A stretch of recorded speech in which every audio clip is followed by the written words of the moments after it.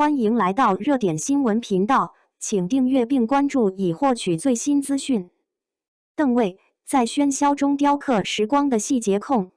当流量裹挟着浮躁席卷娱乐圈，总有人在看不见的细节里默默深耕。邓为，这位用细腻与耐心打磨角色的演员，像一位时光雕刻师，在喧嚣的名利场中，执拗地守护着对表演最本真的敬畏。《长相思》中的涂山璟让观众记住的，不仅是温润如玉的皮箱，更是那份刻进骨子里的破碎感。邓为曾在采访中透露，为了找到涂山璟被折磨后的肢体语言，他反复观察受伤动物的纪录片，甚至在片场刻意减少进食以保持虚弱感。当镜头扫过他颤抖的指尖、紧绷的肩颈线条时，观众看到的不是设计好的演技模板，而是一个灵魂在命运碾压下的真实站立。这种近乎苛刻的细节追求贯穿他的创作。拍摄《长月烬明》时，他为萧凛设计了一个抚摸铠甲的动作，那是少年将军对太平盛世的最后眷恋。在玉龙片场，他要求道具组将龙角调整多次，只为找到非人感与神性的平衡点。这些观众可能根本注意不到的细节，却成了他构建角色宇宙的基石。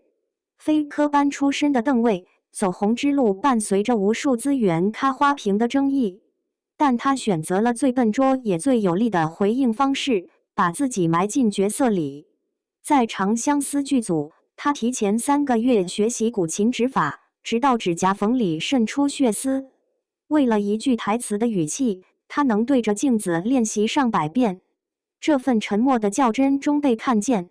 某次路演中，有观众问及如何看待爆红，他沉吟片刻：比起红，我更害怕下次表演重复自己。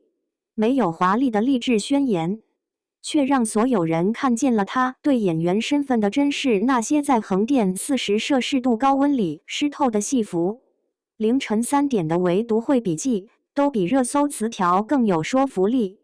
镜头外的邓为将真实践行的近乎固执，他拒绝立完美偶像人设。直播时顶着黑眼圈说昨晚背台词到4点，粉丝接机时特意提醒注意脚下台阶。被问到敏感问题时，会认真地说，这个问题我需要再想想，不能随便回答。这种带着瑕疵的真诚，反而消解了明星与观众之间的结界。在某次片场花絮中，他因为道具摆放失误导致拍摄中断，第一反应不是指责，而是道歉。是我没配合好大家。这种刻在骨子里的共情力，让他与角色产生奇妙的化学反应。当他饰演的涂山璟眼含泪光却嘴角含笑时，我们仿佛真的看见月光穿透了千年孤独。